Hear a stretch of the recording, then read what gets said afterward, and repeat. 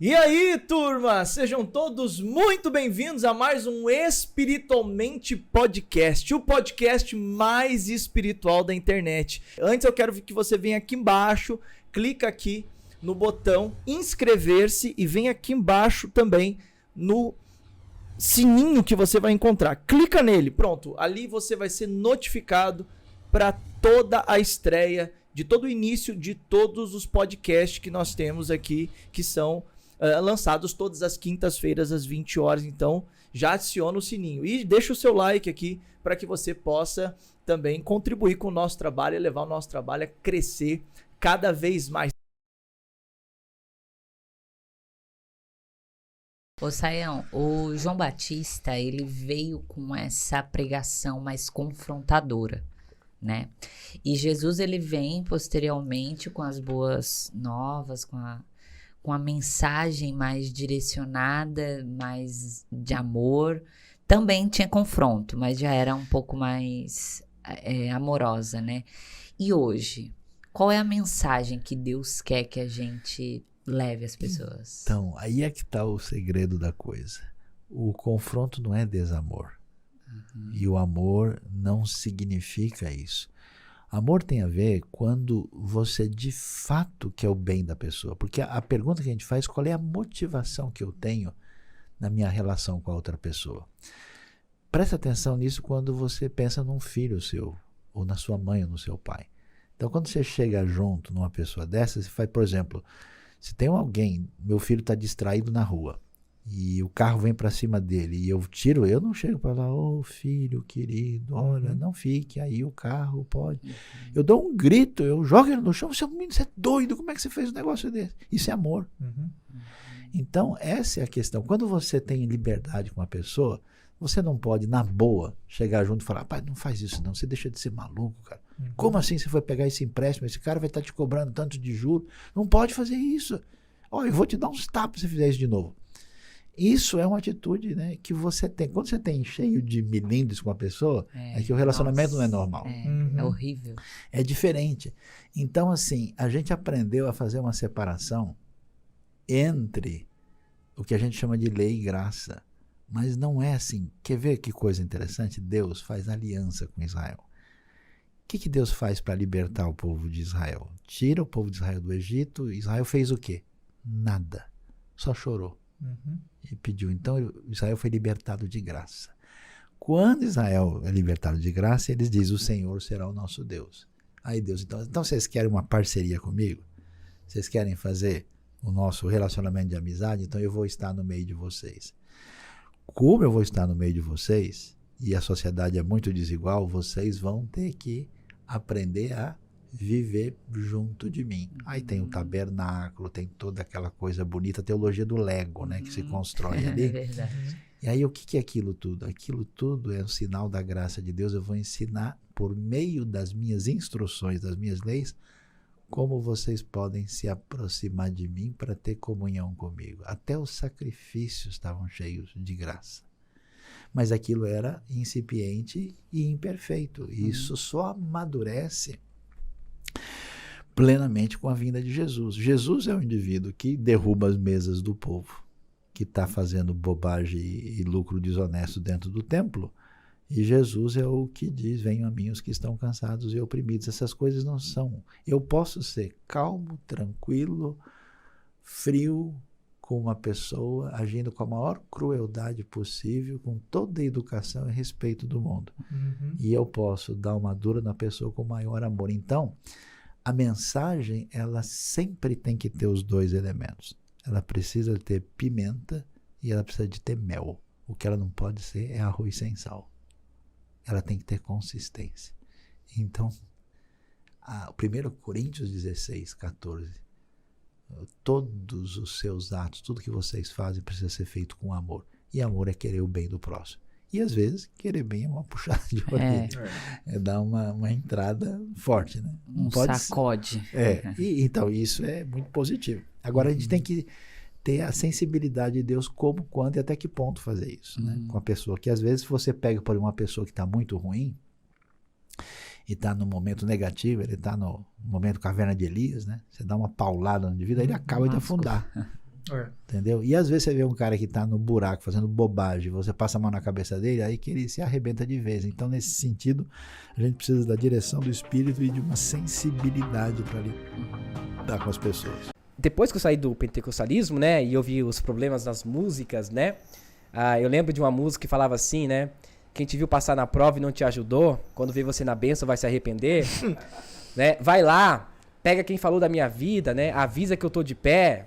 Então essas músicas trouxe no meu coração um tipo de angústia, uma coisa de tipo, isso não é louvor.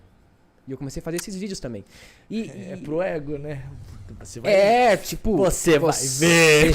Você vai vencer, você é vencedor. E eu falei, onde que tá o foco em Cristo? Humanista.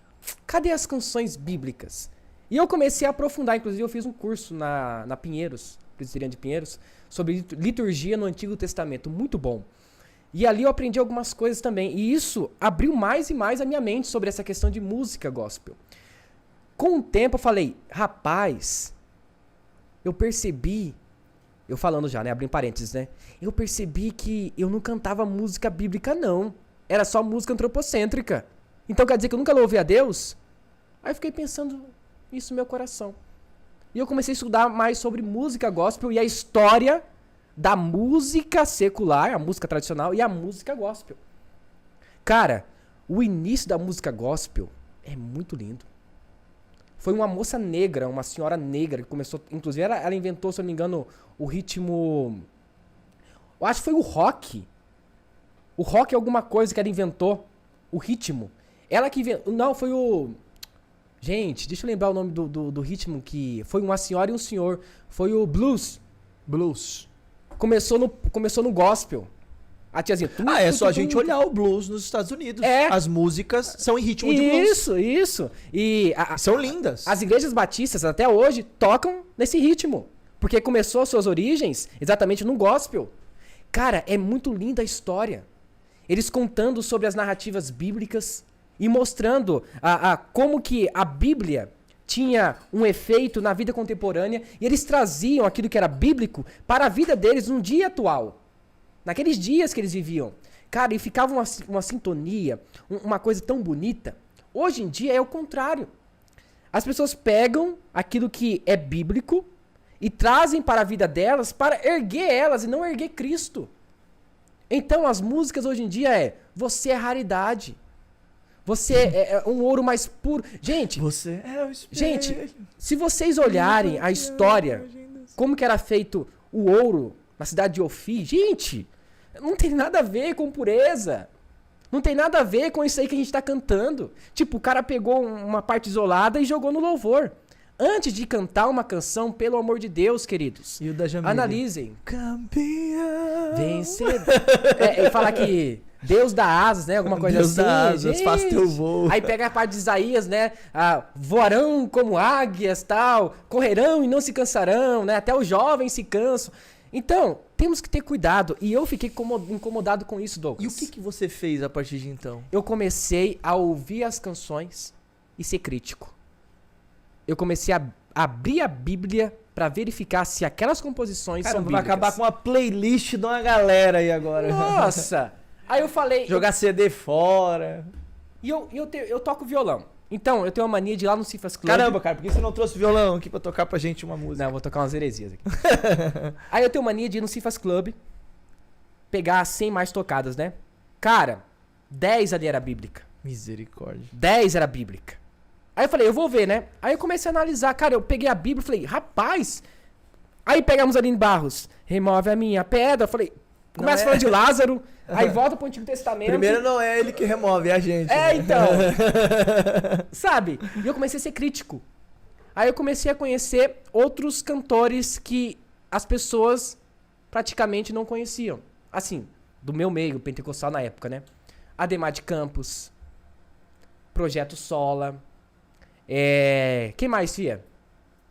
Acho que é essas referências, né? Depois ele vai trazer ali uma playlist pra gente. A gente depois vai eu trago. colocar lá na comunidade do Espiritualmente pra vocês, pra ajudar vocês. Tem a Hillsong Brasil, que as composições, apesar de todo mundo falar mal da Hillsong, Cara, tem composições boas. São Boas. são lindas, Tem né? umas Aquela muito boas. Oceans virou um Nossa, clássico, virou um hino nacional lindo, americano. Não, Né? Eles... Então... Mas eles são profissionais na música. Eles têm muito uma bons. escola. Eles são Uma muito escola. bons. Eles são... E- Não é todas as músicas, mas muitas delas. tem. Então é assim, Douglas. Depois que É saber selecionar. saber selecionar e ser crítico. Seja crítico mesmo. Não crítico de achar erro. Falar assim, não, eu vou pegar pra achar erro. Não. Fala, será que é bíblico? Mas assim, vamos partir de um pressuposto. Você quer escutar música pra se sentir melhor, emocionalmente falando? É errado eles escutarem essas músicas que não exaltam a Deus? Sim ou não? Como você falou, dentro da questão de culto, bom, você tem que saber o que você está cantando. Por exemplo, é a mesma coisa. Pode ou não pode escutar música secular? Pode. Eu ouço Hillsong, Creedence. Tem um problema nenhum. Pode, desde que esteja no seu nicho. Tô na minha casa, eu vou ouvir, não tem problema. É entretenimento. Tô limpando a casa, que é difícil, né, fia? Mas tô fazendo alguma coisa, joga um Coldplay lá, ouço um pouco, não tem um problema nenhum. Mas... Adoração. Adoração é louvor. diferente. Esse é o Isso. ponto. Culto. Isso, agora já estamos pra outro nicho, entendeu? Dito isso, agora... Entendeu? Agora a questão é, trazer música secular pra liturgia, não dá. Tá. Porque o foco do cantor é falar sobre Isso é amor, complicado, né? amor entre uma mulher e um homem, falar sobre as coisas da vida, mas dificilmente sobre Deus. E o louvor tem como único propósito enaltecer e glorificar o nome de Deus. Se eu não me engano, a palavra louvor vem do hebraico halal, que significa enaltecer ou glorificar a Deus. É isso. Entendeu? Então, exatamente falar sobre alguém. Prestar honra a alguém. É. E esse alguém é Deus. As músicas seculares não estão preocupadas com isso. Quer falar sobre as coisas da nossa vida. O que sentimos. Como se apaixonamos. Como o sol é lindo. Que daí, inclusive, depois vai ao extremo com essas músicas mais apelativas, Sim, né? Que daí música a gente boa, não precisa nem entrar... Tem música boa do Pablo Vittar, da Anitta. Que são músicas boas pra você meditar durante o seu almoço. Luísa Sonza. São ótimas, né? Rajadão e tudo mais. Então é ter cuidado, Douglas. É ter cuidado. Recentemente a gente teve uma confusão na internet a respeito de um pastor que apareceu dizendo que tinha que atualizar a Bíblia. A gente tá com o camarada que atualizou a Bíblia aqui, pessoal. Então, Me peraí. explica isso. Apareceu na internet, o vídeo viralizou, Uma caíram loucura. pra cima dele. Assim, eu procurei entender, me coloquei no lugar da pessoa que falou, eu avaliei o caso também. Eu não vou dar minha opinião agora, mas eu quero ouvir a sua opinião. O que você me diz a respeito dessa fala? Eu acredito que você consiga trazer isso pro pessoal que viu isso virar uma polêmica na internet com vários pastores. O que você diria a respeito dessa fala? Então, a impressão que eu tenho é que a maneira como a coisa foi apresentada, ela não trouxe desdobramentos favoráveis, inclusive nem por parte mesmo, né, de quem falou. E essa discussão não é uma discussão iniciada aqui, isso é uma coisa que existe no âmbito teológico, hermenêutico, tradutológico, né? Então, na minha opinião, houve uma falta de clareza sobre do que é que a gente está falando, né? Então, em primeiro lugar, é possível atualizar a Bíblia do ponto de vista do seu conteúdo? A resposta é não. Por que não? Porque a Bíblia, reconhecidamente na comunidade cristã evangélica, ela é palavra de Deus, absolutamente sem erro, totalmente confiável, e ela é autoridade. Então não pode, por exemplo, o Saião e o Douglas resolvem escrever um livro a mais, vamos colocar mais um na Bíblia que está faltando. Inclusive existe um texto bíblico que desaprova esse tipo de coisa, né? Que não poderia tirar uma letra, inclusive. Não pode tirar nada, né? Então o texto está definido, né? Eu encontrei, e até o outro lado, encontrei anos atrás um sujeito que ele começou a conversar comigo, falando, na minha comunidade a gente pegou e tirou vários livros da Bíblia que a gente acha que não tem nada a ver. Meu Deus! Sim, eles fizeram uma edição do Novo Testamento, mais curta, né, baseado em algum tipo de orientação, que eu não sei de que ordem era. Então ele, vamos dizer, em termos de atualização do conteúdo, tirou aquilo que incomodava e que ele achava que não era pertinente.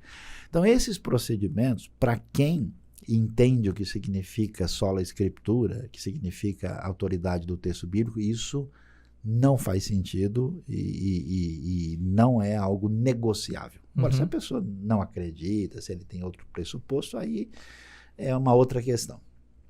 Agora, o que acontece? A gente atualiza a tradução da Bíblia? Sim, atualiza. Por quê? Porque o português falado no século XIII, no século XVI, muda, né? Inclusive tinha palavras que a gente falava e essas palavras eram inocentes e hoje elas acabam tendo né, sentido negativo, sentido até pejorativo. Então, nesse sentido, você tem, por exemplo, a versão de Almeida revista e atualizada. Então, nesse aspecto, uma atualização exegética, estilística, ela é compatível e é necessária para que a gente comunique para as próximas gerações, né? Aliás, a gente continua falando uma língua chamada latim, né? Só que o latim nosso mudou tanto que virou português, e a gente não entende mais o latim da França, o latim da Itália, né? Então, nesse sentido, a gente atualiza aí a tradução. Agora, eu tenho a impressão, né, eu não olhei tudo, eu acompanhei meio superficialmente a discussão, até porque eu achei que ela não estava caminhando numa direção favorável, que há um outro equívoco quando a gente fala dos textos bíblicos que de alguma maneira não são mais aplicáveis na realidade do cotidiano de hoje. E existe textos bíblicos que não são mais aplicáveis? Existem textos que a gente tem que entender qual é o seu sentido original, qual é a sua aplicação. E aí duas coisas são importantes. Primeiro, entender de fato o que o texto está dizendo, o que é que ele está ensinando, e aí é que a gente tem que entrar com a segunda coisa, quer dizer, ou o texto tem autoridade, e ele é a palavra de Deus, eu me coloco debaixo da autoridade dele, ou então eu pego e manipulo esse texto para dizer aquilo que eu gostaria que ele dissesse. É feito a lei e a graça. É um caminho, de fato, de você fazer com que o texto signifique, né? Por exemplo, eu queria dar um murro na cara do amigo. Tá. Jesus disse lá que a gente não deve fazer isso, deve perdoar, deve amar o inimigo. Jesus disse para que nos amássemos uns aos outros. Aí eu falo, olha, esse amássemos aqui eu acho que não está legal. Eu acho que Jesus disse para que nos amassemos uns aos outros. Então eu vou cair na paulada, eu vou tirar esse acento aqui, vou resolver esse negócio agora. Então, a pessoa não pode fazer isso, mudar o ensinamento. O que acontece é que, por exemplo, existe texto na Bíblia que vai falar, por exemplo, que os patriarcas no Antigo Testamento tinham prática de poligamia. Sim. E o texto descreve isso, não diz que isso é um procedimento que deve ser tomado. Quando a gente estuda e lê a Bíblia e chega mais adiante, a gente percebe que essa prática não está na criação. Deus cria Adão e Eva, não cria Adão e Evas, não cria Eva com vários Adões e nada diferente disso. Então você tem um parâmetro. Então, você não pode pegar aquele texto e simplesmente jogar ele para agora. Tem textos que ordenam que a gente faça sacrifícios e ofertas em Levítico. Mas será que eu devo fazer isso? Se for um churrasco, a gente pode até conversar. Mas o livro de Hebreus depois vai dizer que não é necessário mais. Então tem gente, por exemplo, lendo o Antigo Testamento e fazendo certas interpretações equivocadas, porque o sujeito pega o texto sem entender, traz para cá, e ele tem o quê? Uma falta de compreensão hermenêutica. O Antigo Testamento, inclusive, é usado em várias religiões para sacrifícios de animais. Exatamente. Até crianças em algumas religiões mais... No mundo pagão. No mundo pagão, é. Então, aí no caso a pessoa não entendeu. E uma coisa também complicada é às vezes a gente não entender qual é a razão daquela orientação. Por que está dizendo isso? Por exemplo, eu não conheço quase nenhuma igreja que pratique isso. Jesus ordenou que nós devemos lavar os pés uns dos outros. Mas por que a gente não lava o pé de todo mundo? Uhum. Né? Chegamos aqui hoje, ninguém lavou o pé de ninguém. Você quer que eu lave seu pé? Opa, peraí. Dá uma bacia aí. É um desafio muito grande. É uma prova de amor, né? Não, tem uns irmãos que tem a unção do 4 queijos. No pé ainda. No pé, então o negócio é complicado. O que acontece é que lavar o pé é uma maneira normal de receber uma pessoa no Israel antigo. Porque as pessoas andavam descalças ou de sandálias, ele chegava na casa do outro com o pé empoeirado. Então, Era uma questão de higiene, né? o jeito de você oferecer uma cadeira, oferecer um café para a pessoa é lavar o pé. Uhum. Então isso é um negócio comum. Então, lavar o pé não era mostrar-se hospitaleiro e de maneira a servir. Aí a turma quer atualizar a Bíblia, eu vou chegar na sua igreja e você vai lavar meu pé, viu? Por exemplo, tem coisa que é mal, então, se a tua mão faz pecar, corta. Então. Mas o texto não quer dizer isso literalmente. Sim. Mas como é que você sabe que não quer? Porque os discípulos continuaram com as mãos dele, ninguém cortou. Uhum. Se fosse para cortar, os discípulos Jesus estavam todo mundo sem nada, lá só Jesus com mão em pé. Né? E sem olho também, né? Então, aí, essa questão... Quer ver uma coisa interessante? A tradição judaica tem um negócio, você já viu um judeu religioso, ele tem uns cabelinhos Os cachinhos aqui do lado. Esses cachinhos são chamados de peiote. Por que ele faz aquilo? Porque um judeu ortodoxo vai ler na lei que diz não corte o cabelo do lado da cabeça. E ele não corta. Tá. Aí você pergunta, mas o que está querendo dizer nesse mandamento? Bom, o que tem aqui do lado da cabeça? A têmpora. Uhum. E a têmpora é um lugar muito complicado. O mundo antigo não tem barbeiro, né? Não tem cabeleireiro, não tem gente com máquina. O pessoal corta com pedra afiada, com facas rudimentares. Imagina que o cara fazer isso no mundo antigo, cortando o cabelo aqui. Ele pode acertar a têmpora, arrebenta o cara, vaza sangue, o cara morre. Então, qual é a razão de ser dessa orientação naquele tempo? Proteção à vida. Então, se você não entende contexto, cultura, língua, história, você corre o risco de pegar certos textos e trazer imediatamente para cá sem entender. Veja, aqui que está a questão. Sem entender o princípio por trás do texto. Heresia vem de uma palavra grega, que é a palavra hairesis. Essa palavra ela quer dizer divisão, ela quer dizer separação, partido. É a palavra latina secta, da onde vem para o português a palavra seita, né? Daí que vem a palavra heresia. No âmbito geral, Douglas, tudo o que é a distorção das escrituras e da verdade é considerado uma heresia. Mas eu gosto de fazer uma separação também entre heresia e erro teológico. Tá.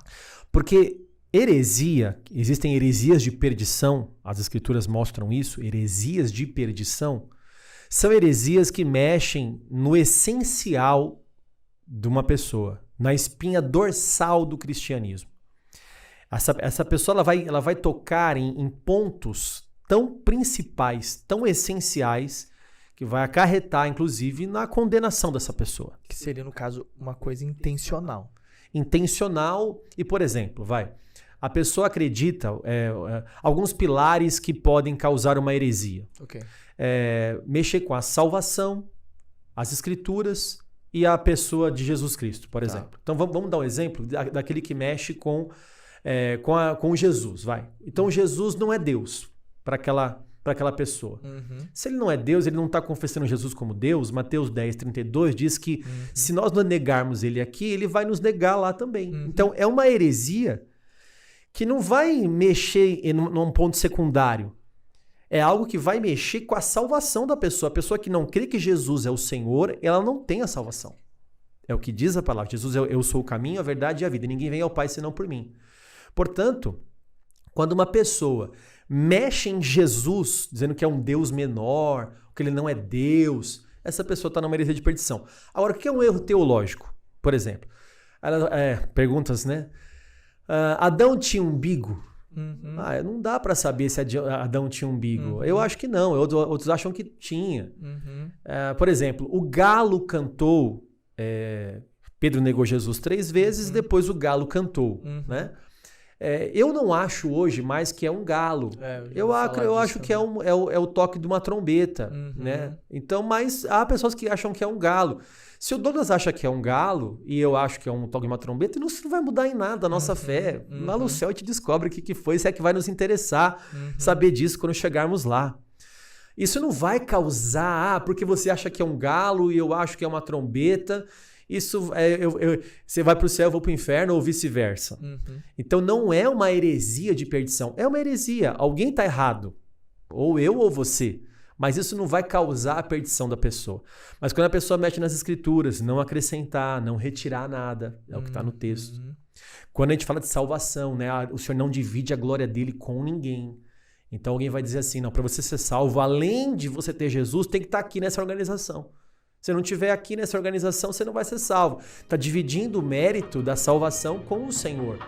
Então tem coisas que vão além daquilo que é algo secundário. Inclusive, hoje você falou pra mim que existe aí já um trabalho realizado pela Lana Holden. Além da Lana Holden, que ela era uma missionária evangélica, a Lana Holden casou com um cara, viveu 6 anos com ele, teve filho, pregou a verdade, falou a verdade, mas em algum momento ela desconstruiu tudo que ela falou.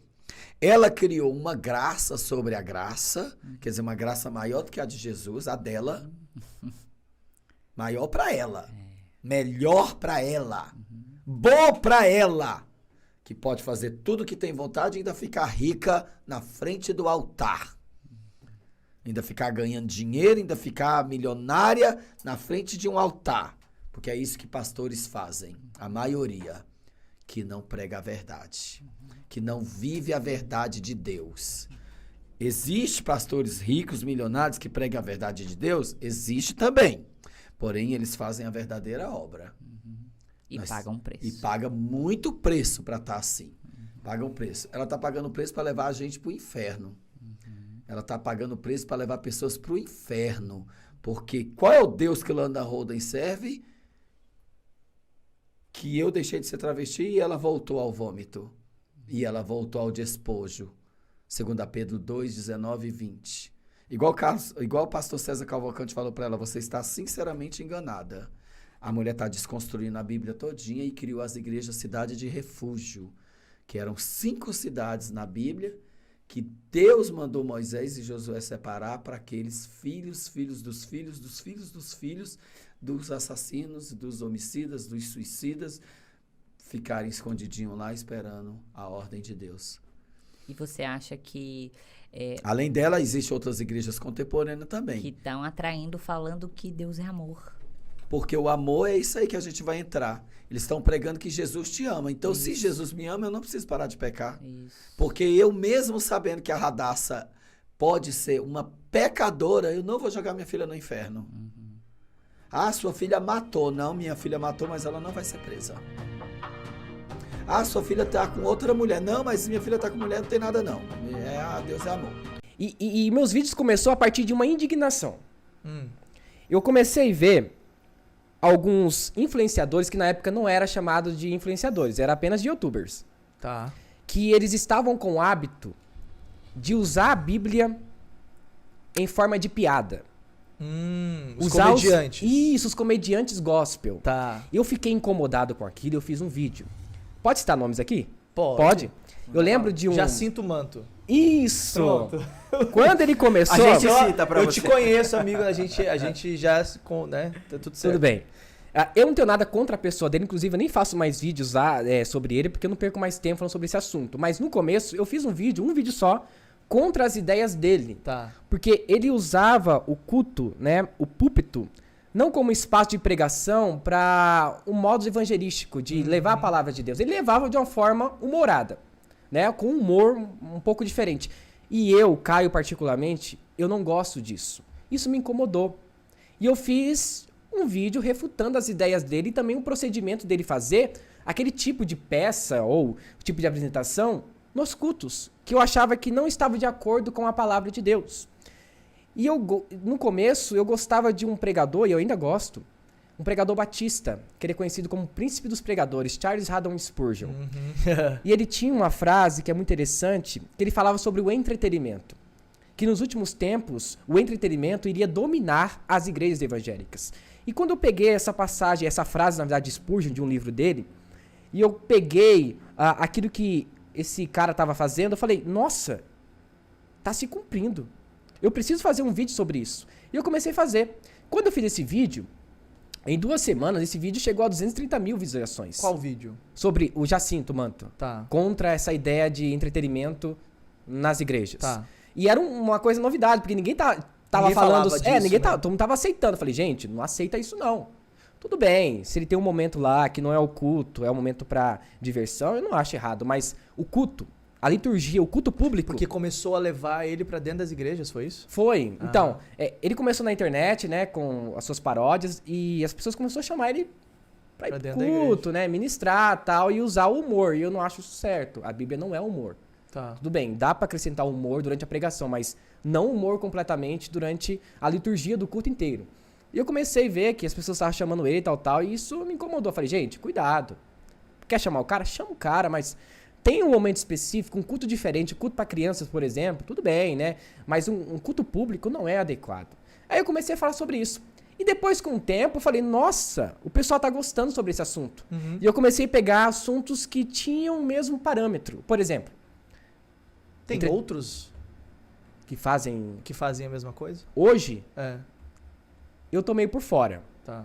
Eu tô meio por fora. Deve ter. Eu acho que eu vi um pastorzão, acho que era o nome, coisa assim. Cara, eu acho que esse pastorzão é aquele que ele toca baixo, né? Acho coisa. que é. Então, eu não sei se as pessoas contratam ele pra fazer Aquele Jonathan stand-up. Amber, ele é comediante também Jonathan cristão? Nemer?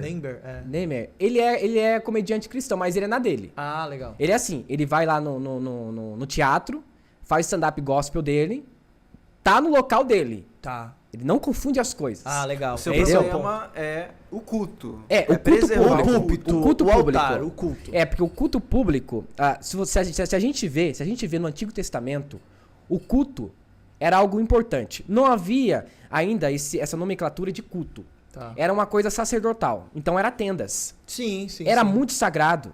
Não era pra Havia ser feito de qualquer jeito. Não. Tinha toda uma liturgia. Deus mandava parar em um lugar certo. Tinha o santo dos santos. Uhum. Os levitas tinham que vestir de uma maneira. Os sacerdotes tinham que vestir de uma maneira.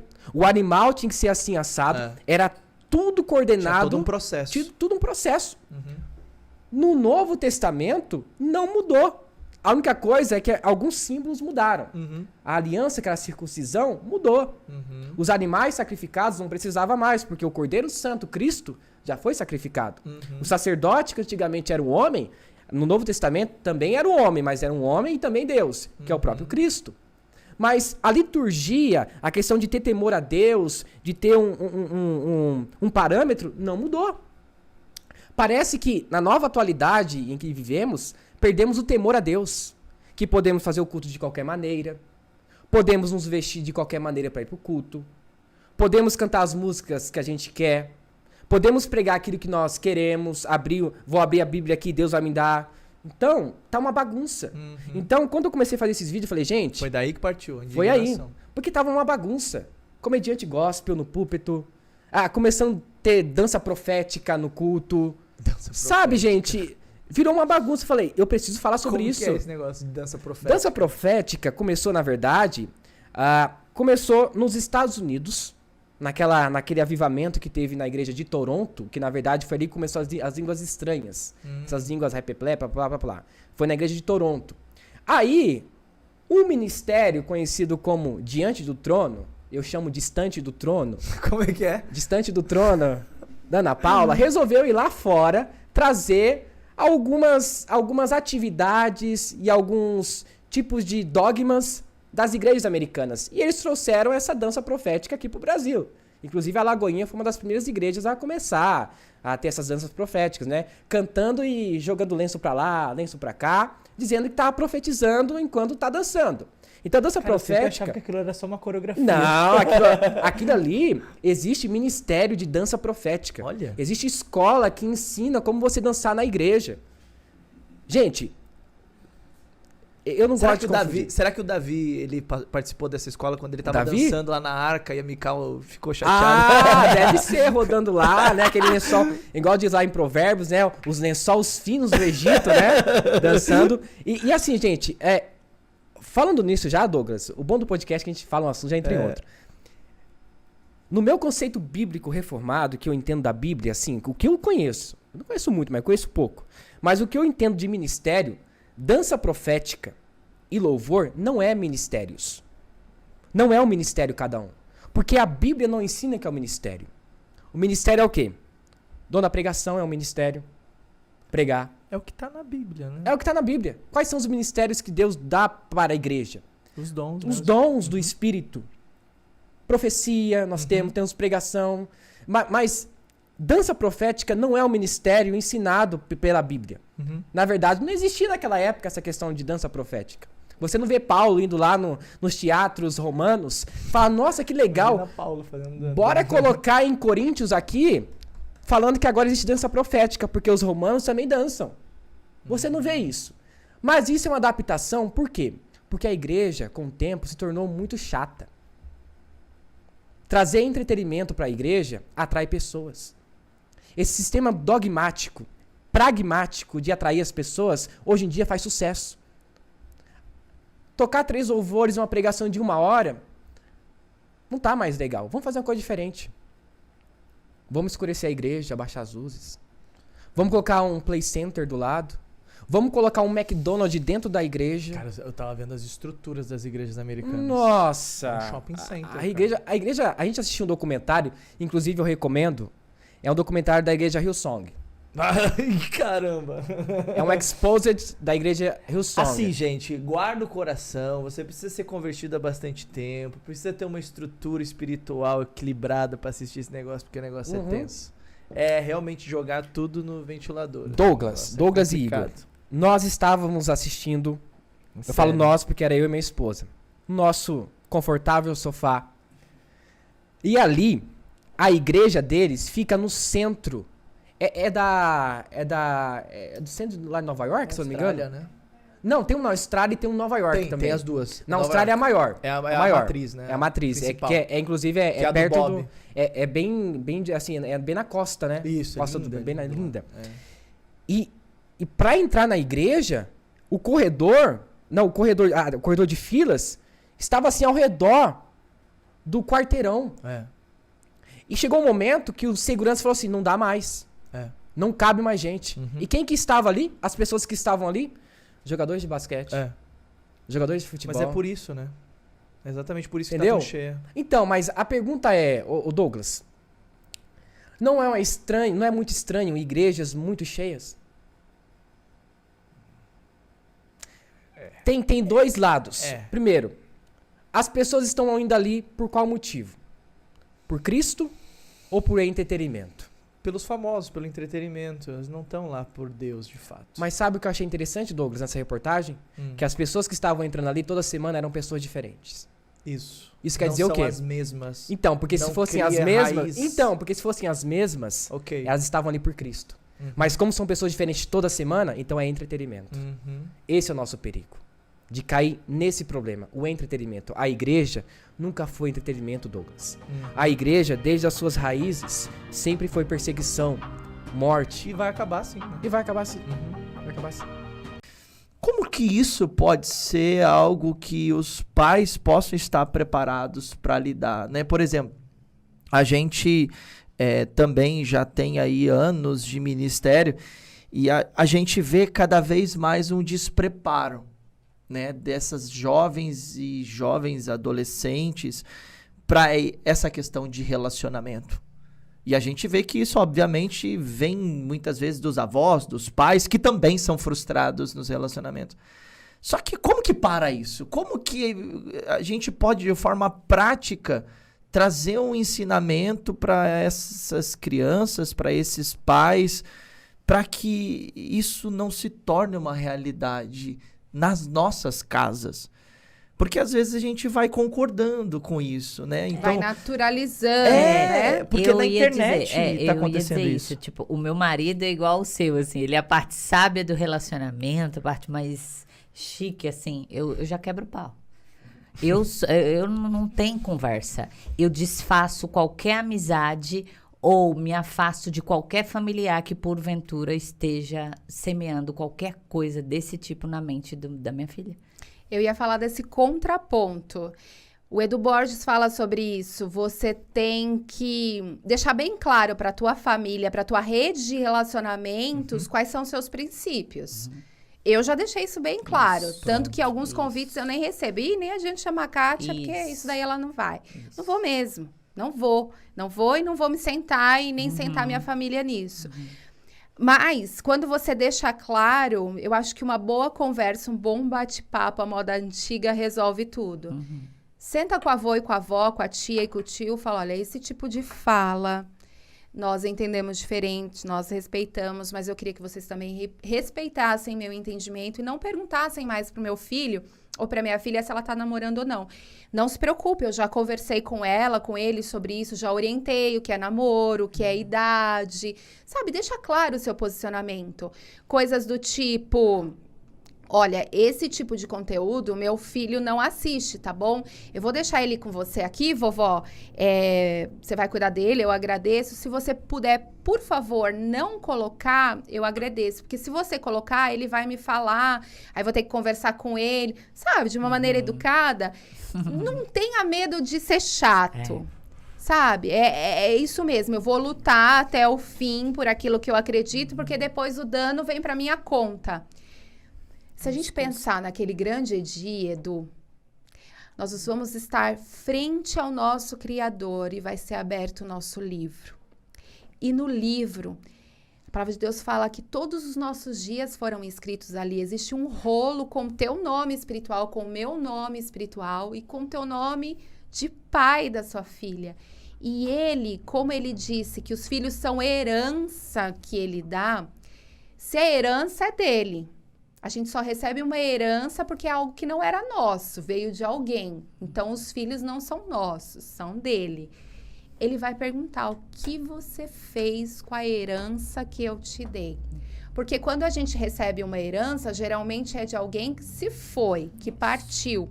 Só que a herança que nós recebemos veio de alguém que é eterno.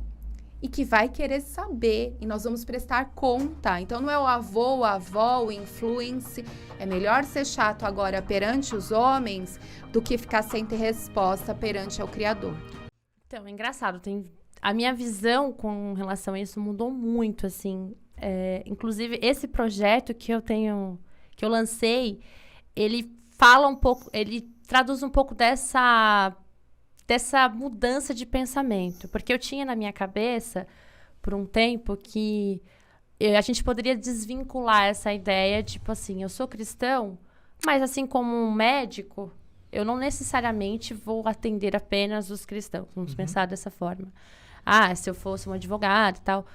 Só que, então, quando eu escrevi quando eu fiz esse projeto, que foi o meu TCC, eu tinha na minha cabeça o seguinte, eu falei assim, olha, eu vou continuar servindo a igreja, vou ser cristã e tal, mas não necessariamente eu vou cantar só para os cristãos. Tá. Tanto que a letra, ela não é confessional, porque você não vai ter, tipo, palavras como Jesus, como a gente encontra nos louvores, os louvores que a gente costuma cantar nos cultos, na liturgia. E só que isso, eu tinha um conflito muito grande com isso. Eu tinha um conflito muito grande, porque eu falava assim, poxa, porque na minha cabeça existia um padrão a ser seguido se eu continuasse cantando um gospel. Só que eu queria explorar outras coisas, tipo, vamos pensar, eu quero explorar um pouco do pop rock, do pop, etc. Então, eu achava assim, já que existe essa coisa, tipo assim, de dividir o gospel do secular, então eu quero romper um pouco disso, porque eu sou cristã, mas não necessariamente eu preciso cantar 100% músicas gospels ou evangélicas. Só que, da minha experiência, porque eu trabalhei, eu trabalhei com backing vocal, então eu cheguei a trabalhar alguns trabalhos com cantores que não são cristãos, são seculares e cantando em casamentos, e E aí, eu vivi isso dentro de mim, um conflito. Porque quando eu subia no altar para cantar um louvor, era algo muito diferente. E tem essa questão da missão que você vai cumprir, sabe? E fora que quando você transita nesses universos, você percebe que, assim, existe uma crítica até de muitas pessoas com relação a...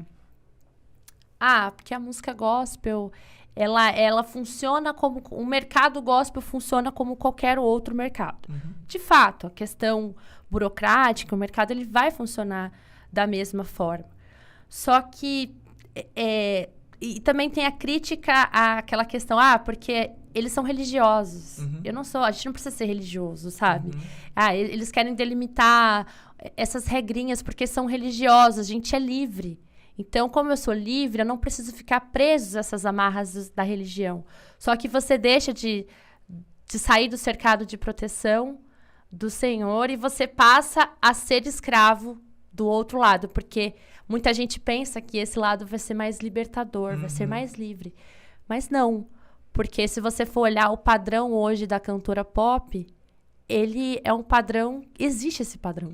Porque é difícil você ver uma cantora pop que não explora a sexualidade, que não explora a sensualidade, que não explora temas que assim... Que dentro do confronto, que vão de confronto com os nossos princípios. É muito difícil. Pode existir essa cantora que ela possa despontar pelo talento, pela voz. Claro, a gente tem alguns exemplos, mas você percebe nitidamente que aqueles que alcançam um patamar maior, aqueles que almejam, que ganham prêmios, que estão em mais visibilidade, geralmente são aqueles que acabam se explorando nesse sentido. E é uma concessão que você vai abrindo. Só que ela não tem limites. E, claro, essas concessões, você pode tanto fazer isso dentro da música gospel como não. Porque, infelizmente, a gente recebe muitas ofertas. E nem todas essas ofertas são ofertas de Deus para nossa vida. Mas existe um engano muito grande, assim, com relação à música secular e à música cristã. Tipo assim, porque o lado cristão é muito retrógrado, ou muito conservador, ou muito religioso, etc. Mas aqui a gente tem uma liberdade maior. Então, só que você percebe que se uma cantora cristã que começa a explorar para cantar para fora da igreja, no sentido de música secular, quiser abordar temas e princípios cristãos, ele vai ser censurado, vai ser barrado. Pera aqui, aqui não. Você não vai poder falar isso. Então, você vê que há mudanças de pensamento, há mudança de comportamento. Então, assim, a igreja precisa aceitar esse lado liberal, mas quando você muda de lado, eles não querem te aceitar. E quais são os maiores erros de traduções bíblicas que você encontrou ao longo de todos esses anos estudando e se aperfeiçoando? E como a gente tem certeza da Bíblia correta? Porque eu acho que essa é uma questão que as pessoas questionam muito, né? Existe a possibilidade de elas estarem lendo uma Bíblia incorreta? Existe essa possibilidade? Então, vamos lá. Essa questão da tradução da Bíblia, ela passa mais pelo conhecimento que a gente tem hoje, né, do que propriamente da gente estar lendo a Bíblia errada, né? Por quê? Porque os manuscritos bíblicos, eles estão muito bem atestados, né? A gente tem os manuscritos do Antigo Testamento, né, que a gente chama de texto massorético, onde ele está quase todo em hebraico, com alguns poucos capítulos em aramaico, e os textos do Novo Testamento, aquilo que a gente chama dos códices completos, uma série de papiros, né, e de outros manuscritos que estão em pergaminhos. Então, os estudiosos comparam, e tem uma discussão pequena de coisa que, na maior parte, é totalmente irrelevante, de uma pequena variação de um grupo de manuscritos do Novo Testamento. Então, de modo geral, a questão não está aí. A maioria dos brasileiros, né, de contexto evangélico, vai usar uma Bíblia que a gente chama de João Ferreira de Almeida. Isso. Então, João Ferreira de Almeida, no século XVII, ele se converteu e ele começou a traduzir a Bíblia ainda como adolescente, não tinha nem 18 anos de idade. E naquele tempo, os recursos são muito limitados. Ele não tinha acesso a uma biblioteca, né? E ele fez o que foi possível na época dele. Ele terminou o Novo Testamento em 1681. E ele não conseguiu terminar o Antigo Testamento, ele faleceu antes. Quem terminou foi um holandês chamado Jacobus Oppen den Akker. E todo esse trabalho só ficou, vamos dizer, pronto em 1748, né? E a Bíblia foi finalmente impressa e divulgada em 1753.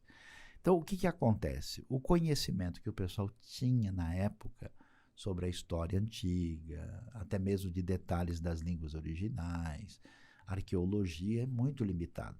Então, e além disso, eles colocaram isso numa linguagem que era uma linguagem do século XVIII. Né? Se você pegar o original do João Ferreira de Almeida, você não vai entender metade.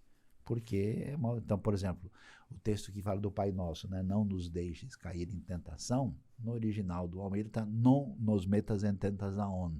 Eita. Então, isso era o português do século XVII. A Dona Maria já complicou para Dona Maria. Não, acho que para todo mundo. Ninguém entende uma linguagem dessa, né? Então, o que acontece? Os estudos aprofundados hoje que a gente tem, com tudo, permite um conhecimento mais aprofundado. Então, de certa forma, pode-se dizer que a ciência contribuiu com o conhecimento mais aprofundado de Deus. Lógico. Então, não seria errado a gente afirmar que a ciência ela é positiva quando usada da forma certa. Imagina né? o que é consultar um médico no século XVIII, né, e um médico agora, no século XXI. Você vai fazer uma tomografia computadorizada, uma ressonância, uma cirurgia por laparoscopia. Né? Então, fui em lugares do mundo onde tem pouca tecnologia, as pessoas tiram dor botando sanguessuga no indivíduo. Né, verdade. Então, quer dizer, no século XVIII fazia isso também, até mesmo na Europa. Né? Então, aí o conhecimento, isso significa que as traduções mais recentes, elas foram feitas por vários especialistas, com muitas ferramentas, com muito conhecimento aprofundado, e eu diria assim, que algumas bíblias muito antigas, elas são difíceis assim de serem úteis, não porque elas estão erradas, é que elas não estão aperfeiçoadas e elas não são mais compreendidas. Por exemplo, você pega uma versão bem antiga de Almeida, ela diz lá em Efésios que não haja entre vós chocarrices. Ninguém conhece a palavra, a pessoa na hora entende cachorrice. Eu já vi uma pessoa falar, meus irmãos, olha a Bíblia fala, não tem Quem é que vai lá no dicionário procurar entender o que significa, né? A pessoa vai ter uma interpretação com base naquilo que ela acha e ela vai ter a própria... Imagina, vitupério, impudicícia, injúndia. É oração em línguas, né? O cara ouve certas palavras. A pessoa está sendo batizada no Espírito Santo. Então, poder total, né?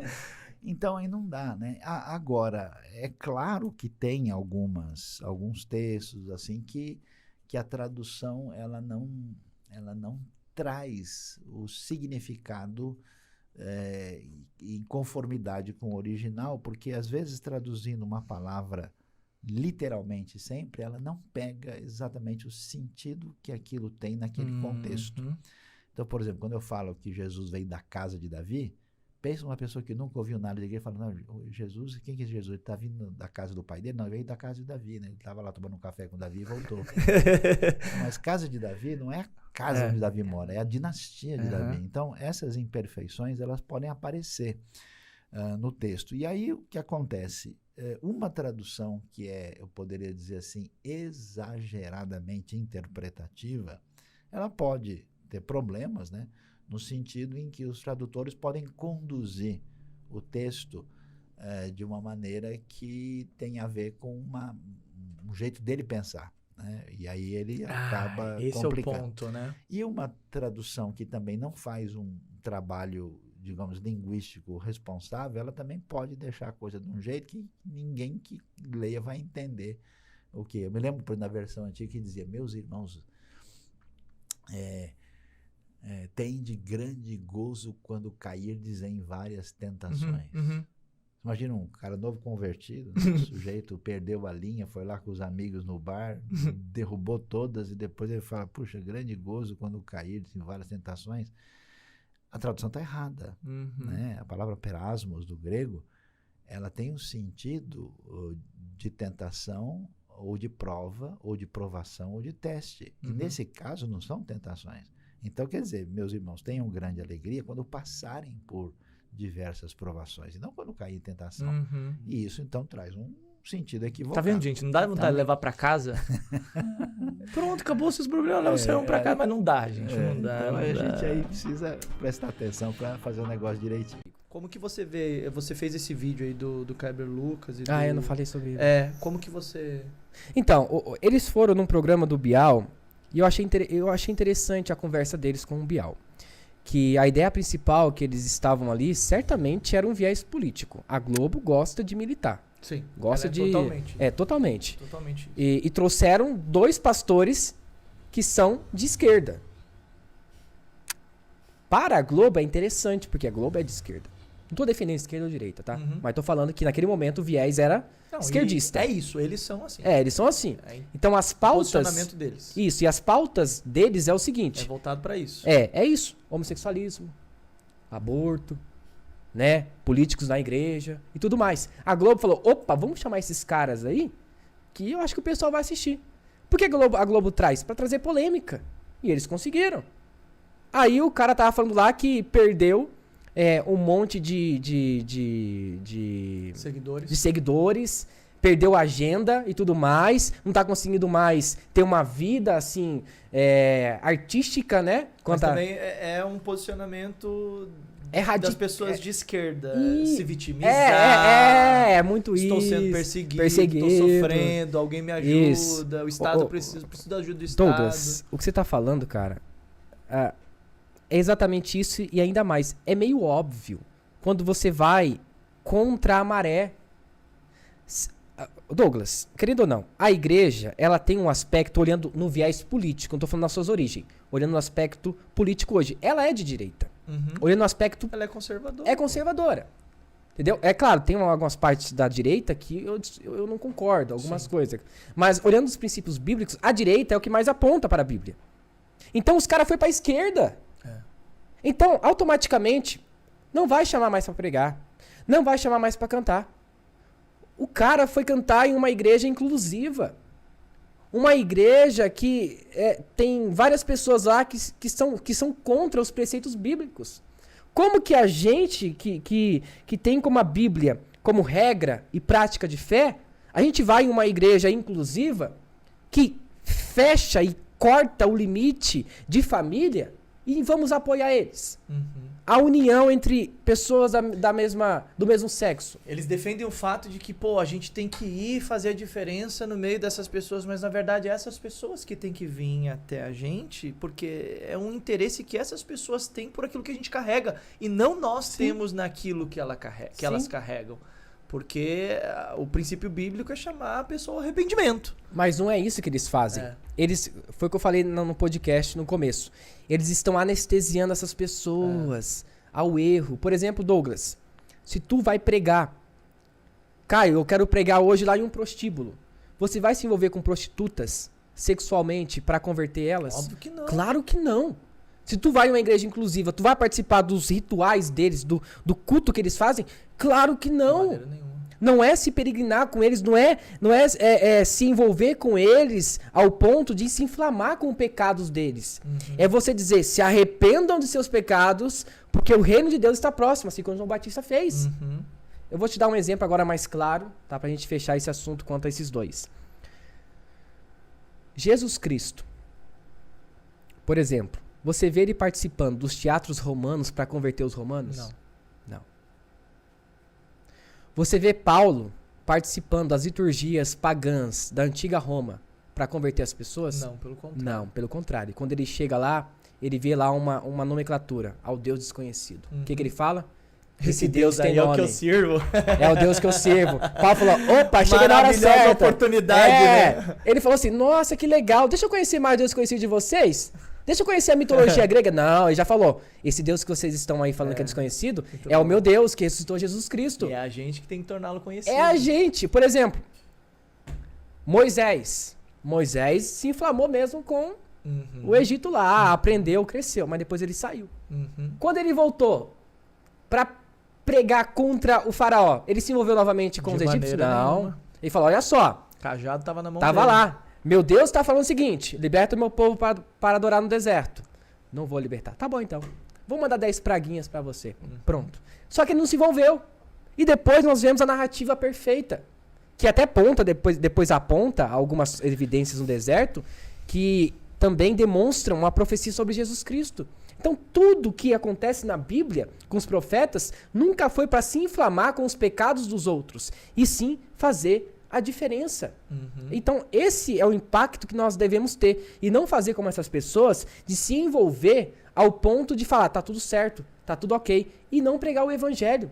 Não podemos fazer isso de forma nenhuma. Ou seja, nós somos influência e não Sal. influenciados. Sal, dá sabor. Sal e a luz. Ser diferentes. Tantas visões, tantas coisas. Eu acho interessante a gente falar sobre o contexto do livro de Apocalipse e também o significado de escatologia. Escatologia, se não me engano, é estudo do fim dos tempos. Das últimas coisas. Das últimas coisas. Isso. Não é baseado só em Apocalipse. Não. baseado Desde Gênesis. Desde Gênesis 3 já temos escatologia. Gênesis 3:15 já temos escatologia ali. A escatologia. Escato é últimas coisas. E logia é estudo ou doutrina. Então, doutrina das últimas coisas. Não está só em Apocalipse. Por exemplo, Gênesis 3:15 é conhecido como proto-evangelho, né? Onde ele vai ferir a cabeça da serpente e a serpente vai ferir o calcanhar, fazendo uma alusão ali ao descendente da mulher que era Jesus, já mostrando ali uma profecia, já é algo profetizado, né? O livro do Apocalipse, que você perguntou, Igor, ele tem também muitas interpretações. Então, depender da maneira que você enxerga o livro do Apocalipse, vai mudar completamente sua visão escatológica. Então, você vai olhar o Apocalipse, por exemplo, tem a visão preterista. A visão preterista é aquela que enxerga o livro do Apocalipse no passado. Isso já aconteceu no primeiro século. O pano de fundo do livro do Apocalipse é o Império Romano. Então, essas bestas aqui, esse anticristo aqui, na verdade era Nero. Então, ele vai enxergar o livro do Apocalipse como algo que já aconteceu no primeiro e segundo século. Tem um contexto histórico ali, né? Agora, existe uma interpretação, a interpretação futurista, que vai enxergar o livro do Apocalipse que ainda vai acontecer. Essa é a opinião majoritária. Tem a visão futurista moderada, que é a mais majoritária ainda, que vai pegar os primeiros capítulos de Apocalipse, Apocalipse 1, 2 e 3, como sendo preterista, e de 4 em diante, até o 22, como sendo futurista, porque no capítulo 2 e 3 nós temos as 7 cartas da Ásia Menor, Éfeso, Esmirna, Pérgamo, Tiatira, Sardes, Filadélfia e Laodiceia. São cartas que foram escritas para aquelas igrejas locais ali, daquela região, daquela cidade. Então, tem o futurista moderado. Tem aquele que enxerga o livro do Apocalipse como um livro simbólico, por ser uma literatura apocalíptica. Não, você não deve levar em conta literalmente o que está escrito aqui. É apenas simbólico. Então, ele é para os dias atuais, ele traz verdades espirituais simbólicas. E tem aquele que vai enxergar o livro do Apocalipse como um livro histórico. É diferente o histórico do preterista. O histórico vai enxergar o livro do Apocalipse se cumprindo ao longo da história da humanidade. Então, por exemplo, o Holocausto que aconteceu com os judeus foi um fato que aconteceu no livro do Apocalipse, tá? Em tal capítulo, tal. Olha, aconteceu isso no ano 1000, as cruzadas. Então ele vai encaixando os fatos históricos ao longo da humanidade com o livro do Apocalipse. E para finalizar, dar uma resposta completa aqui, para ficar um corte bonito, existe a interpretação eclética, que é aquela que às vezes mistura. Essa parte é simbólica, essa parte é preterista, essa parte é futurista, essa parte é histórica e assim vai encaixando todo mundo. Nessa introdução, que é a questão da bivocação, né? E eu acho que, assim como eu, muitos outros também que tiveram a oportunidade de crescer num lar cristão, talvez tenham crescido com uma visão equivocada, como eu cresci lá atrás, de que o mundo secular está separado do mundo espiritual. Como se fosse, você tem uma carreira secular e você aos domingos ou em alguma atividade da igreja você está servindo a Deus, mas o resto você toca a sua vida como se fosse para o mundo. E crescendo um pouco com essa visão, eu confesso que tinha um certo fardo nas minhas costas, porque eu gostava muito de... Eu tirava ótimas notas na escola, gostava do caminho profissional que eu comecei a seguir, a faculdade e tal, mas ao mesmo tempo eu tinha muito envolvimento com a igreja, com ministérios de música desde cedo, ministério de missões, e até que chegou um ponto quando eu comecei a me aprofundar mais nesse assunto e descobri uma verdade libertadora, que é não existe essa separação dessa vida, para um cristão, a vida secular da vida ministerial. Todo cristão está em missão o tempo todo, porque ele teve uma transformação tão grande na sua vida através de Cristo, que isso permeia todas as áreas da sua vida. Seus estudos, seus negócios, sua relação familiar, sua relação com os amigos. E dessa forma, eu comecei a enxergar com muito mais clareza que onde Deus nos planta, é ali que a gente vai ser um agente, um instrumento da expansão do reino de Deus. Então eu comecei a enxergar meu trabalho como um ministério, como uma missão. Ao mesmo tempo, as minhas músicas que eu componho, ou o dinheiro que entra na minha conta, tudo isso é parte de construir e agregar para a expansão do reino de Deus na Terra. E é isso que eu tenho entendido desde das últimas 2 décadas, de como utilizar o meu trabalho, como utilizar os talentos que Deus nos dá, como utilizar os recursos que Ele põe nas nossas mãos, tudo isso convergindo para o reino de Deus. Você perguntou um pouco sobre a minha história. Eu venho de uma família, por parte de pai, libanesa, por parte de mãe aqui mesmo do Brasil. Meu pai, quando eles se casaram, ele ainda não era cristão. Logo, minha mãe, através da influência dela, ele se converte. Tem um chamado também para o ministério. Eles eram ambos professores, mas meu pai também desenvolveu essa carreira dupla, digamos, porque ele assumiu também um ministério como pastor e, ao mesmo tempo, mantinha suas aulas como professor de português. E eu e meus 3 irmãos crescemos nesse ambiente já inspirados a buscar Deus, a temer a Deus, a buscar a palavra de Deus, e isso formou o nosso caráter. Com o tempo, eu estudei engenharia, me formei e já entrei num mercado de trabalho, como a gente chama como executivo, mundo corporativo, em grandes multinacionais, e Deus foi me abençoando ali para poder assumir posições de liderança. A gente pode falar um pouquinho sobre essas experiências. E, em paralelo, sempre a música esteve muito presente na minha vida. E quando eu comecei, além dos instrumentos, quando eu gostava muito de escrever, de compor, de cantar e de contribuir nesse cenário que hoje é o gospel, né, que tem muita coisa, talvez, aí repetitiva, né? A gente querendo copiar aquela formulinha que vende, e às vezes letras rasas, letras muito mornas, né? E eu tentava colocar minha contribuição de letras bíblicas, cristocêntricas, com uma musicalidade mais dinâmica. E daí começamos a profissionalizar, e tive a honra e o prazer de conhecer muita gente boa nesse caminho, que toca comigo, que produz, que grava comigo. Então, esses são os caminhos que Deus foi nos colocando. E também tem toda a história aí que a gente vai conversar sobre a missão que nós fundamos na África. O conselho que eu dou para os pais é que tirem o máximo de tempo os seus filhos de celulares e televisão.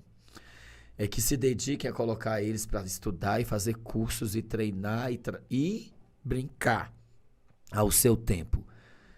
E que lutem, jejuando, orando, ensinando eles a palavra de Deus.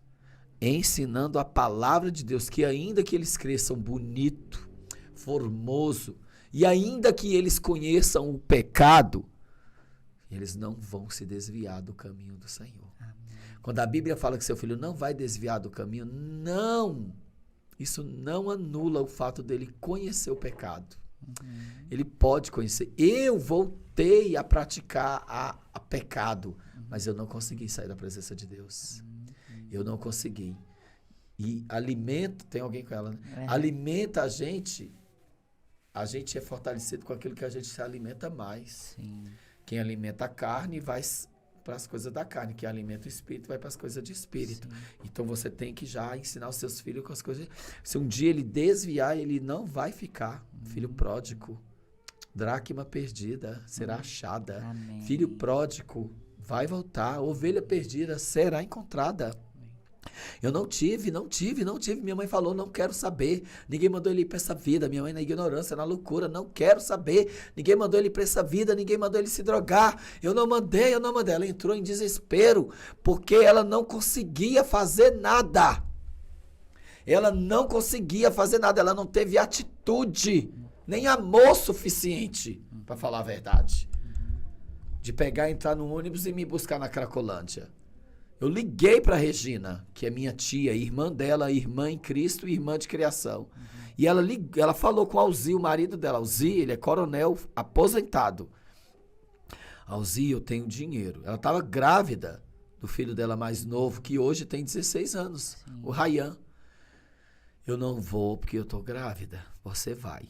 Eu vou tirar o dinheiro. A cafetina me pediu 3 mil para ele sair de lá. Eu tava na rua e a cafetina querendo me explorar. Não pagou cafetina coisíssima nenhuma. Eu fugi com a Alzi da Cracolândia. Fugi dos bandidos, fugi dos traficantes querendo me matar.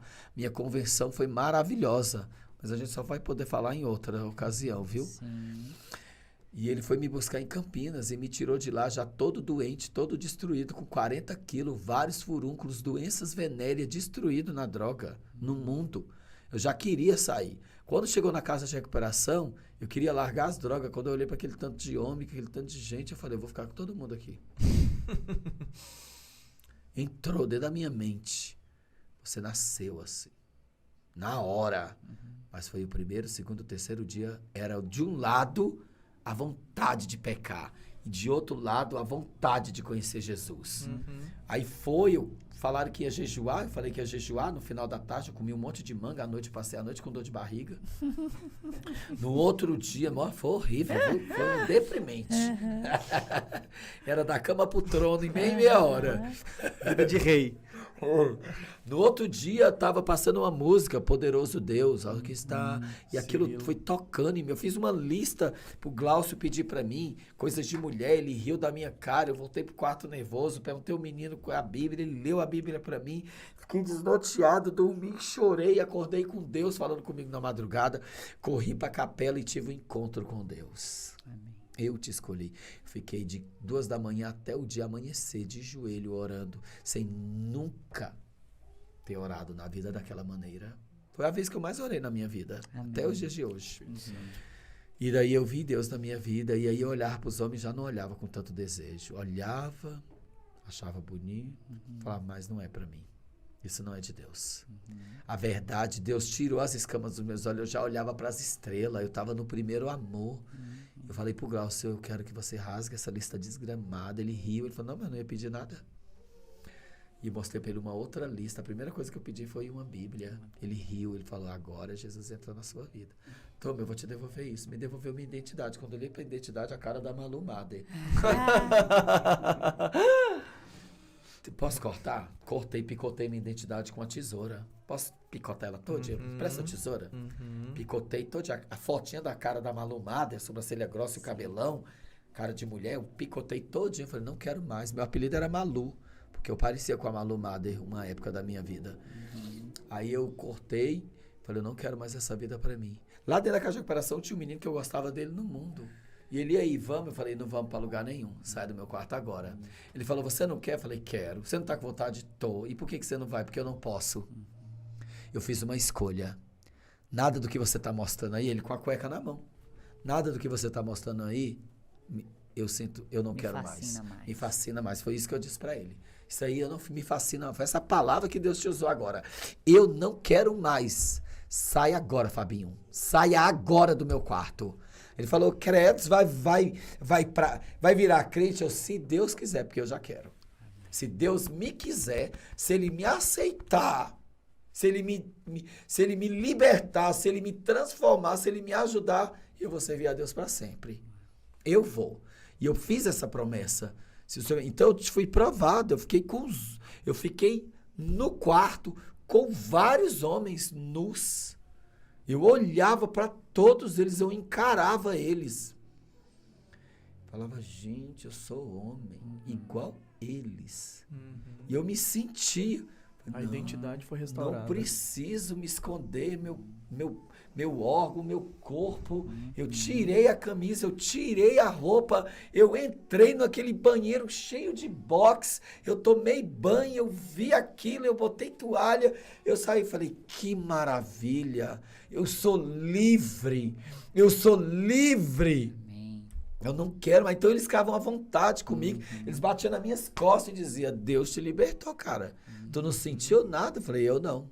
Graças a Deus. Às vezes, vinha aquela seta, e aí? E aquele? E aquele ali? E se tu ficar sozinho com aquele ali? Eu falei, não. A gente tem que aprender a dizer não.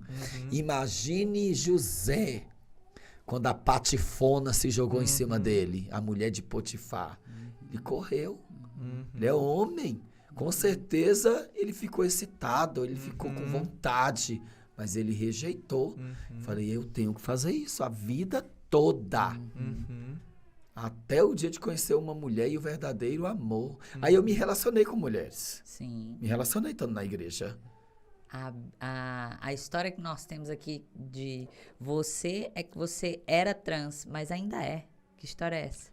Eu sou trans. Sou transformado. Sou transformado por Jesus Cristo. Coisa boa, Ele mudou a minha vida. Eu faço parte da sigla LGBTQIA+. Qual letra eu sou? O mais que não quer ser mais. Eu sou o mais que não será mais. E sou mais que não farei mais a minha vontade, mas a vontade de Deus. Pastor. Tem gente que diz assim, não, olha, eu canto com o coração. Você já deve ter ouvido falar nisso, né? Pessoa que chega na igreja... Se fosse só com o coração, tava bom, né? A pessoa diz assim... vamos fazer a pergunta aqui pra Rai, né? O que você tem a dizer pra pessoa que canta mal e ela diz que Deus olha pro coração? Fala pra gente aí. Eu creio também que Deus olha pro coração. Polêmica, vai. Porque quem aqui tá numa igreja e quem é pastor, líder, ou você que tá aí na frente de um trabalho da música, e principalmente nesse meio cristão, evangélico, né? Provavelmente já teve que lidar com isso aqui. A pessoa diz assim, não, mas Deus olha pro coração. E a pessoa sabe que ela não canta bem, mas ela diz, não, Deus olha pro coração. Como é que é esse negócio aí? Eu pergunto pra pessoa primeiro.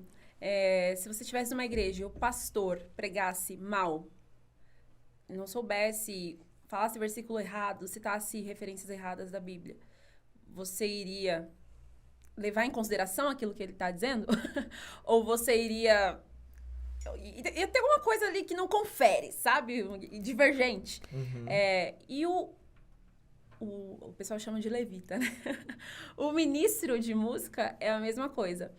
Deus pode até olhar para o coração. Aquele pregador, ele estava fazendo aquilo de coração, com boas intenções, mas se ele não estudou, se ele não se preparou, se ele não tem um mínimo de habilidade, aptidão para pregar a palavra, ou para levar aquilo, né, da maneira que chegue a alguém e provoque um determinado resultado, o cantor ou o ministro de música, né, que canta na igreja, é a mesma coisa.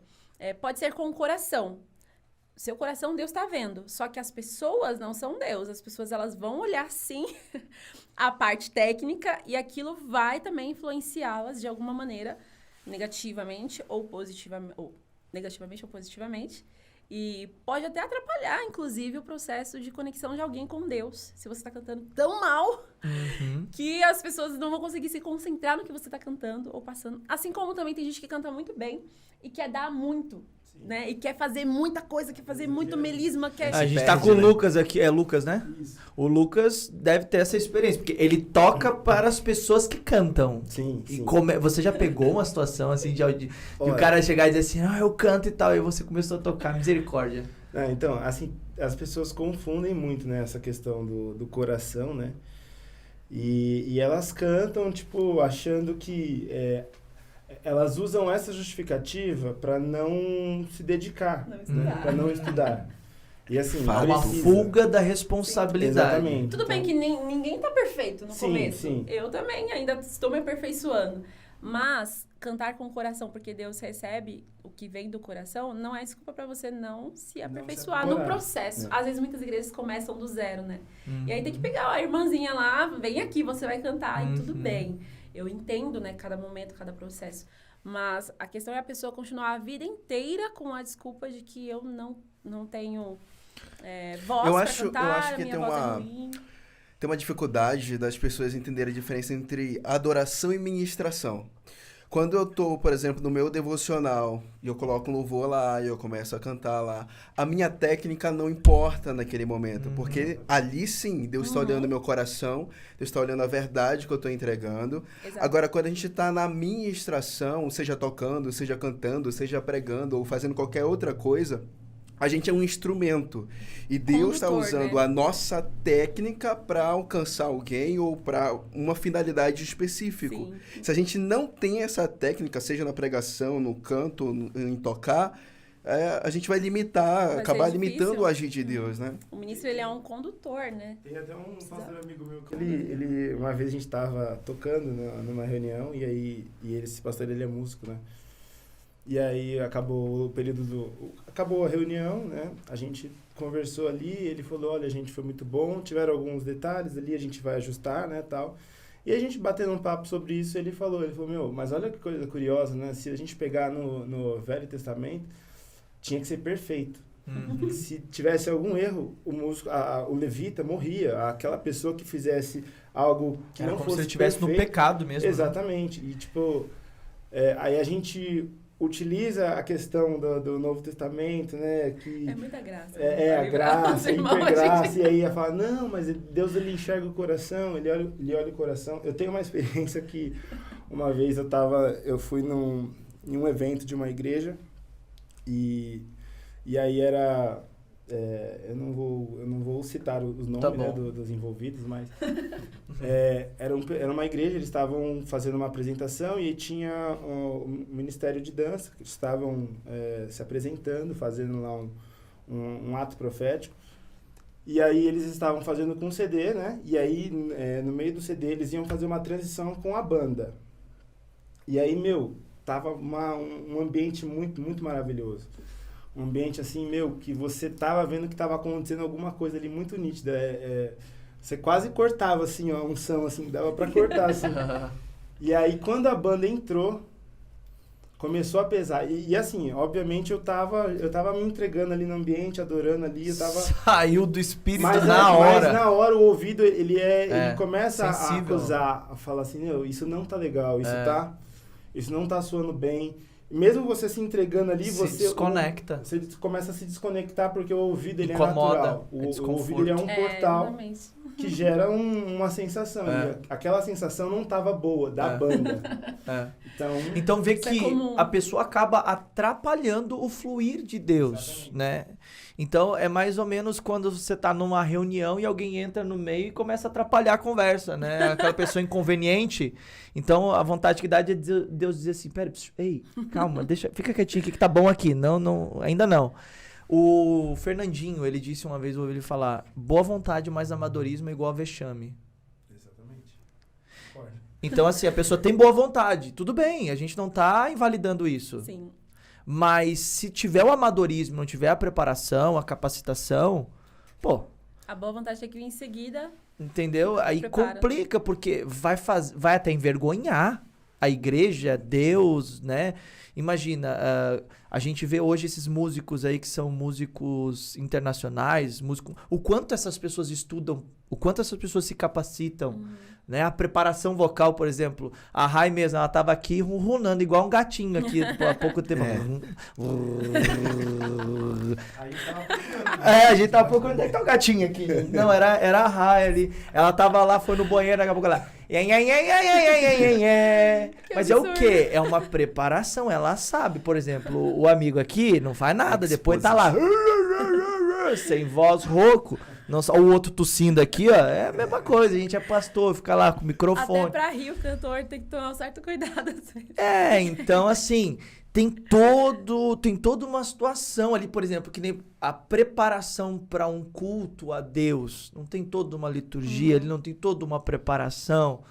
pô, por que vai ser diferente com louvor, né? Fora que também, quando o ministro ele tá preparado, ele está consciente daquilo que ele está fazendo, ele fica mais aberto para o que Deus tem para fazer ali. Então, se ele tá nervoso com a música, com a letra, com a voz, com a técnica, com o ar-condicionado, que já não é...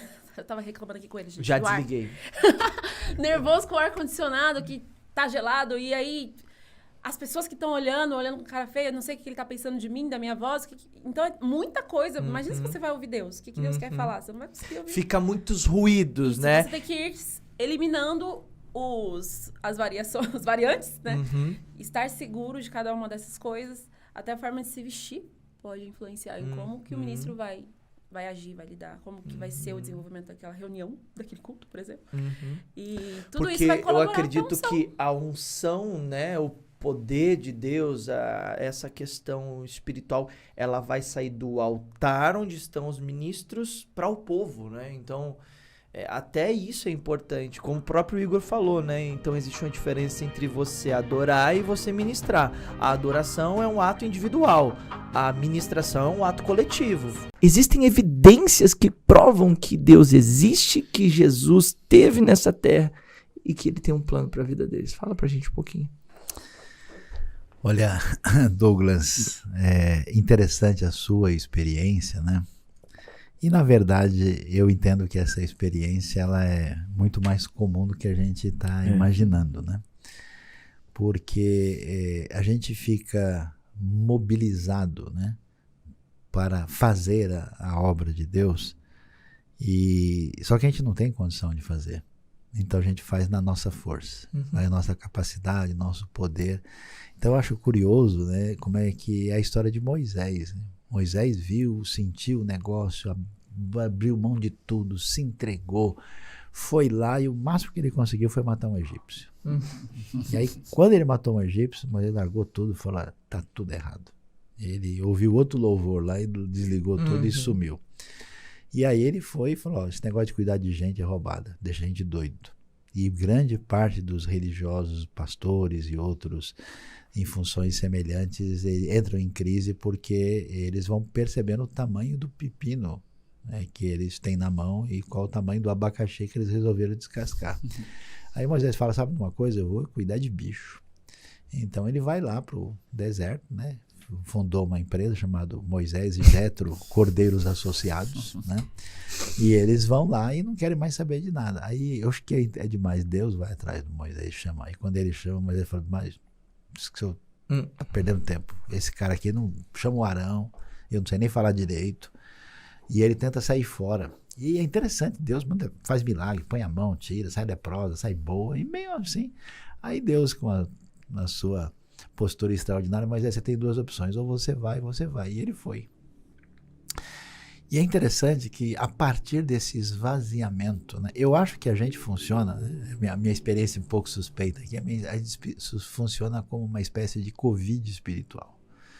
O nosso organismo inflama e reage a tudo que a gente vai mexer, a gente entra com a nossa situação humana e a gente só faz bobagem, por definição.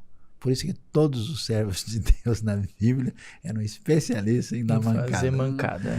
E aí o que acontece? Aí Deus arruma lá um Peniel, um Betel, arruma uma situação especial, um Sinai, um deserto, e aí Deus faz isso. O Elias, imagina o Elias desceu fogo do céu, tudo, depois o cara entra na depressão e se joga na caverna. Como assim? Não é como assim, esse é o padrão. Até que Deus ensina a gente que a coisa não é bem desse jeito e ele vai trabalhar na nossa vida para a coisa acontecer, vamos dizer, nessa serenidade divina. E aí a gente pergunta, mas o que acontece? Bom, quando a gente olha para a realidade à nossa volta, olha o mundo da criação divina, os detalhes daquilo que você pode ver, ouvir, a perfeição. Deus faz questão, em cada dia, pintar um quadro extraordinário, diferente no céu. A toda a grandiosidade, quando a gente percebe que tudo na realidade da criação tem um propósito, tem uma teleologia, é impossível que não exista uma realidade subjacente a toda essa situação extraordinária que a gente tem. aí por trás disso. E além do mais, eu acho que uma das coisas mais assim evidentes da existência e do poder de Deus é que o pessoal fez de tudo para acabar com isso. Houve lugares no mundo em que o pessoal declarou, a Albânia, por exemplo, 100% da população é ateísta. E botaram... eu não sabia disso. Sim, a Albânia se declarou 100% ateísta. A Bíblia é uma coisa que vai ficar no museu como herança. Hoje tem rádio na Albânia que irradia a fé cristã para vários lugares. Eu acabei de passar, pouco mês atrás, perto da fronteira da Albânia, encontrando um missionário, um amigo nosso que está lá, e as pessoas estão recebendo o evangelho. E lugares onde a proibição foi total, a gente não consegue acabar com isso, porque isso está dentro do coração humano. Nenhuma criança estranha uma explicação sobre o Papai do Céu, porque isso bate lá dentro, porque o Criador colocou a sua marca dentro da gente. E quando a gente vê em alguns ambientes e circunstâncias, de repente, pessoas têm experiências inexplicáveis. Por isso que eu acho que... Na Ucrânia, os soldados estavam falando sobre isso. Experiências inexplicáveis. Uma coisa impressionante é assim, como você vê que todas as minhas experiências, que eu tenho conversado com pessoas céticas, muito seculares, muito ateístas ou agnósticas, eu não encontrei nenhum caso onde não existe ferida. Onde uma pessoa travou, onde uma pessoa teve uma experiência lá atrás com a religião institucional ou com uma comunidade, com um grupo. Eu já atendi casos dentro de sala de aula, dando aula, que a pessoa ela tinha um problema com o pai na infância, onde o pai, uma menina, foi abusada pelo pai durante 6 anos. O pai abusava ela, todo mundo saía, o pai abusava dela e ele falava, olha, fica quieta, que senão eu vou te mandar embora de casa. E aí ele ameaçava ela e ela cresceu. E olha isso, pasmem, o pai ia para a igreja todo domingo de manhã. E ele era envolvido no trabalho da igreja dele. E para todo mundo, a família era perfeita. A família era maravilhosa. Só que o pai abusava dela todo santo dia. Todo dia, durante 6 anos. 365 vezes no ano. Então, quando ela, dentro da sala de aula, expressou a revolta, mas ela falava com ódio de Deus. Ela não falava, tipo, eu não acredito. Ela tinha ódio de Deus. E Deus era o pai. Ela via Deus como pai. Pela figura paterna masculina, ela via Deus como pai, porque toda vez que falava Pai Nosso que estais no céu, era uma facada no coração dela. E foi muito lindo isso, porque no dia, nossa, a sala de aula inteira foi aos prantos. Porque foi um libertar muito poderoso, assim, no aspecto de fé. Porque ela conseguiu desconectar Deus do Pai e ela conseguiu ver Deus como amoroso, porque ela não conseguia se conectar com o amor. Claro. Porque ela não tinha a expressão de amor. Para ela era aquela coisa suja, dolorosa e machucada. Então ela não tinha expressão de amor. Ela tinha problema no casamento, ela não conseguia dar certo com ninguém, ela era fria. Ela não conseguia ter relação íntima com os homens por conta disso. Ela via os homens como mal. Ela dizia, homem nenhum presta. E ela disse que chegou o momento da vida dela que ela começou a achar que ela deveria ser homossexual. Ela disse que teve relacionamento com outras meninas por conta de achar que era isso que ela deveria fazer e por isso que existia essa possibilidade de ela ter relacionamento com outras meninas, porque jamais ela conseguia imaginar que ela conseguiria ter relacionamento com outro homem. Bom, final da história. Isso se passou há alguns anos e hoje ela é casada, tem filhos e é uma das maiores frequentadoras da igreja dela, está envolvida em todo o trabalho, se tornou uma cristã extraordinária, serve a Deus como ninguém. Mostrando exatamente isso. Feridas da alma, feridas emocionais. E as pessoas, elas acabam deixando de cuidar, de dar uma atenção para isso, que eu acho que é fundamental, né? A gente pode levantar tudo quanto é argumento, né, bem elaborado, filosófico, né, a respeito da existência de Deus, desde os argumentos clássicos, mas você vê que isso, para a pessoa que está com o coração fechado, cai no vazio. Né, porque, na verdade, a coisa está num outro aspecto. E o que eu acho interessante é como certas pessoas são profundamente surpreendidas por Deus, né? Quando menos esperam, Deus dá um sinalzinho ali que e quer, a pessoa que deseja, que é maravilhoso. Eu tive nos últimos anos 3 casos de pessoas que eu amo ver essas histórias. Chegaram a ser ateístas e mudaram. Eu amo ver essas histórias. E hoje são... Conta uma pra gente. Cristãos aqui. Vamos lá. Eu vou contar uma que nem tá, hein? Vou antecipar. Tá. Aí sim, hein? Antecipação, hein? Primeira mão. Olha aí, ó, em primeira mão. Quando eu estive no leste europeu, né? Algumas vezes em trabalho de missão, e geralmente a gente fazia isso na Ucrânia, a gente fazia encontros, né? Com pastores, líderes que vinham para os nossos estudos bíblicos, né? E aí, no meio do pessoal, tinha gente da Ucrânia e que vinha de outros lugares, outros países também. Eu não vou entrar em detalhes sobre o país aqui, porque não é recomendável. Sim. E aí, no meio do pessoal, de repente tem uma pessoa que você olha no indivíduo e você fala, poxa, esse indivíduo tem alguma coisa diferente, especial, né? Ele tinha um sorriso diferenciado. Ele tinha uma coisa assim, né? Vamos dizer, uma pessoa vibrante, positiva, um negócio assim, né? E aí eu conversei e tal, não sei o que, falou assim, olha, você acredita que esse cara veio pro nosso encontro aqui? Ele dirigiu a noite toda. Ele veio de muito longe, ele tá...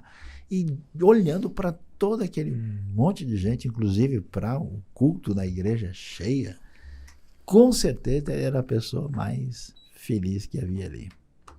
E eu falei, eu quero saber qual é o segredo desse cara, né? Porque no leste europeu o pessoal é tudo meio sériozão, né? Meio que assim, não é um pessoal assim, você não tá, né? No Rio de Janeiro. É muito gelado lá, é muito frio. O pessoal tem outra personalidade, muita gente fica assim, não tem aquela, né?